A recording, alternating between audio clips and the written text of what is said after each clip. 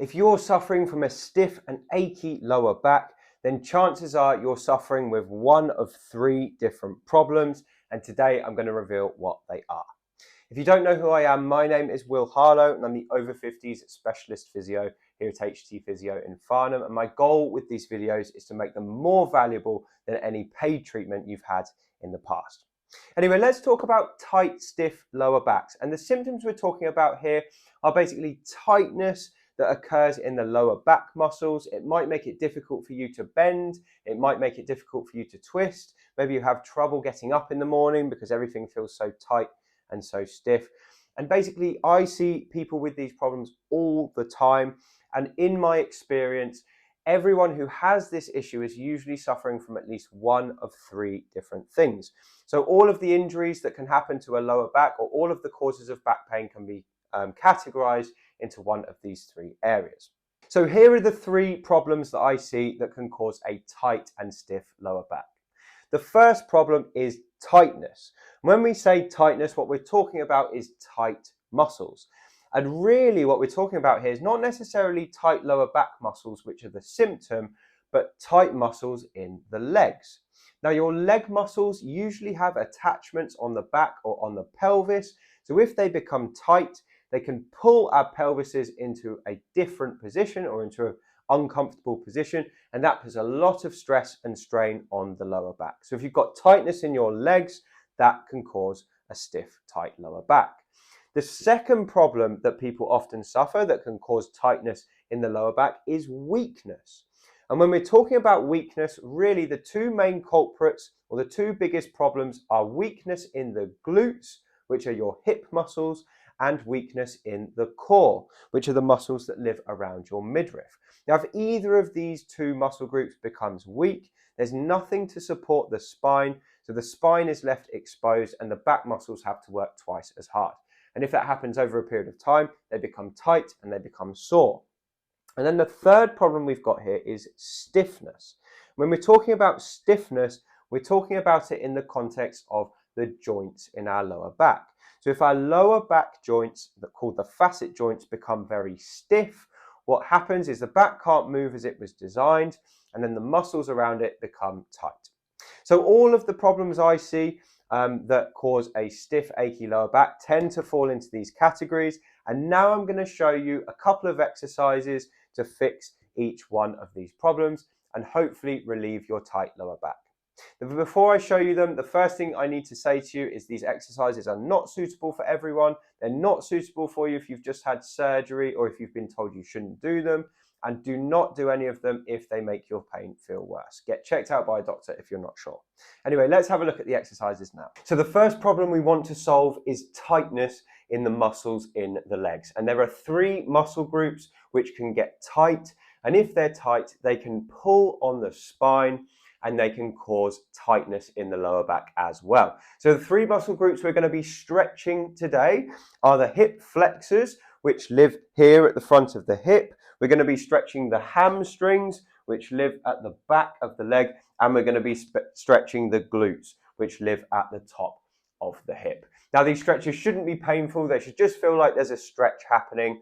And in terms of the hamstring stretch, if you have sciatica, this is probably not a good one for you to try. So avoid the hamstring stretch if you have sciatica.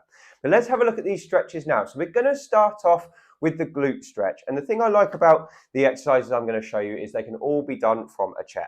So to make this exercise work, you're going to sit right at the edge of your chair and you're going to bring one leg up like this. So you're going to keep your back nice and straight, and the side that's going to be stretched, you just want your ankle on your opposite knee. Now you're then going to put your opposite hand on top of the leg like that and just gently put a bit of pressure down there. And now we're going to try and sit up tall.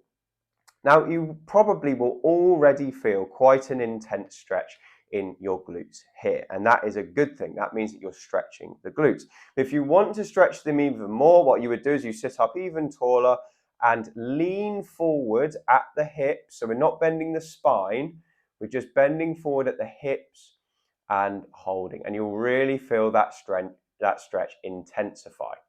Now, once you've got the stretch, the idea is to hold the position for 30 seconds and then swap and do the other side. And you might try and do this just once at a time, but try and do it about 3 or 4 times per day on each side. So that's the glute stretch there. The next thing we're going to try and do is stretch the hamstring. So we can stay in the same chair. I'm just going to turn this way so you can see better. And we're going to stay right on the edge of the chair like this. And we're just going to extend the leg that we're going to stretch. So I'm going to stretch this leg in the video. The other one is going to stay bent.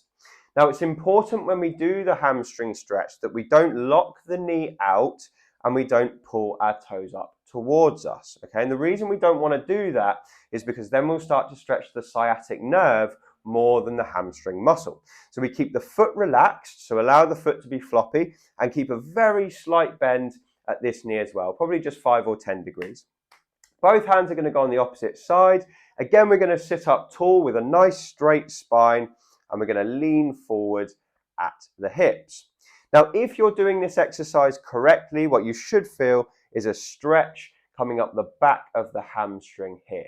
You shouldn't feel pain going down into the calf. You shouldn't feel pins and needles in your foot. If you are, that means you're stretching the nerve. And what we should feel is a pull here, a nice tightening, and it should feel comfortable, it shouldn't feel painful. And again, it's a 30-second hold, and then you're going to swap sides and do the other side. So let's have a look at the other side. You're going to put that leg out, keep the foot relaxed, slight bend in that knee, sit up tall, and then lean forward like this.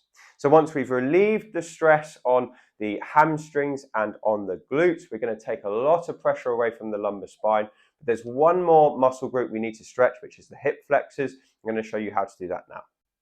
So for the hip flexor stretch, what we want to do is kneel down on the floor with the knee that we're going to be stretching and have something in front of you just to keep support. Now what we want to do is, again, sit up really nice and tall, which is the common thing in all of these exercises. And now what we're going to do is we're just going to use our bum muscles to pull our pelvis in as if we're trying to take our tailbone underneath us. So it's a really small movement. You're almost trying to roll your pelvis underneath you like this. And as soon as you start to initiate that bum muscle there, what you'll feel is a stretch coming down the front of the leg. That's really good. That's your hip flexor being stretched. It's also your glute muscles activating, so it's a double benefit. And again, we're just going to hold this position for 30 seconds to show you the other side. We put that one up like this, and then again, we're just going to squeeze our bum and roll our pelvis underneath us, keeping our back nice and straight. Hold for 30 seconds. Try and do each of these stretches a few times a day. So now we've solved the tightness problem, the next problem we need to solve is weakness. And as I mentioned to you before, the areas that are weak in the body that can cause tight lower backs are weakness in the core and weakness in the glutes. Now, luckily, I've got one great exercise to show you which can strengthen both areas at the same time. So I'm going to demonstrate it now. All you need to do to make this work is to lie down either on the floor or on your bed, preferably on a nice soft surface like this one. So you're going to lie flat like this. You're going to have your knees bent to about 90 degrees and your feet on the floor, hands by your side like this. And the first thing we're going to do is we're just going to roll our pelvis underneath us again and just flatten the lower back down into the floor like this. And this is a great way to start to switch on the core and make sure the core muscles are working. So now those are switched on, what we're going to do is we're going to push down through our feet and lift the pelvis up in the air. And at the top, you're going to squeeze your bum together like this and then come back down.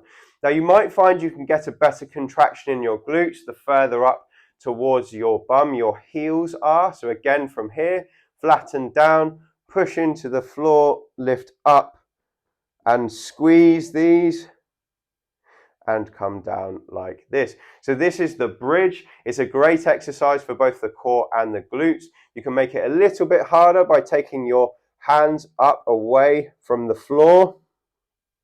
So we've got less of a base of support, and then bring it back down like that. And if you find these exercises very easy, you can easily go onto one leg to make it harder. So again, nothing changes. We still flatten the lower back down and switch on the core, push through the foot and lift up in the air, squeezing the glutes at the top. And you might do a couple of repetitions on one side and then swap sides like this. So again, flatten down, push and lift, and then back down. And the idea of these exercises is to keep working them until we feel a bit of an activation here in the glutes and here in the core. So by the time you finish the set, preferably you're going to do about 10 to 15 repetitions for most people. You should feel these areas have all had a bit of a workout. You might try and do that for 3 sets each time you do it. And over time, you're going to build strength in the right areas.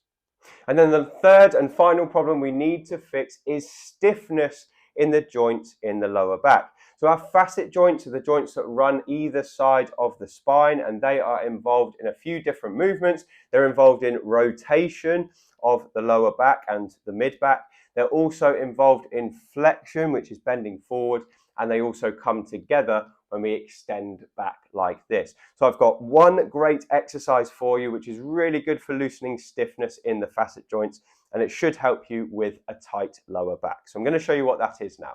So again, for this exercise to work, you want to be lying on your back on a nice firm surface. You can use your bed if you wish, but it's best done on a mat on the floor. And you're going to have your hands by your sides and your knees are going to be together with your knees bent. Now, all we're going to do is we're just going to allow both of our knees to roll over to one side. And as we do that, we want to keep our shoulders on the floor, but we can allow our hip to lift up. And the reason we can allow our hip to lift up is because as that happens, we start to get rotation in the spine. So to show you the opposite way, we're going to allow it to just drop all the way down to one side like this. And you're only going to go as far as feels comfortable. You don't have to go as far as I am if that feels uncomfortable for you. It really doesn't matter how far you go. And what I like to tell people to do when they're trying to loosen up their facet joints is rather than holding it like a stretch, you're just going to keep the movement going. So you just keep rotating without stopping to hold it. You're not going right into pain, so just going to the point of stiffness and then coming back to the center and going the other way. Now you can progress this exercise on. If I was to put both arms out to the sides, I have to lift that arm up in a funny angle because of the wall. But if you come out like that, you'll find that you'll be able to get a little bit further. And if you want to progress this even further, what you can do is you can straighten one leg out and allow the top one to come over like that. Now, if you get a couple of clicks and pops, that's quite normal because it's just the air pressure in the joint being released. That's nothing to worry about. And that's all part of the facet joints loosening up. So you can see here I'm alternating between one leg straight, one leg bent, and just allowing it to come over the top like this. Now, for most people, I recommend they do about 1 minute to 2 minutes worth of this in the morning and at night. And that's a brilliant way to loosen up stiffness in the facet joints. And it's the final component to get rid of your stiff and tight lower back.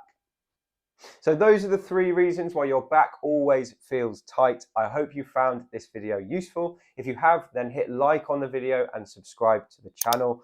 And if you leave me a comment below, I love it because I get to read your thoughts too. So do leave a comment below. If you want to get more from me, please feel free to pick up a copy of my book. It's called Thriving Beyond 50 and you can find it on Amazon using the link below. It's the best way to support this channel. So thank you very much for watching and I look forward to speaking to you on the next video.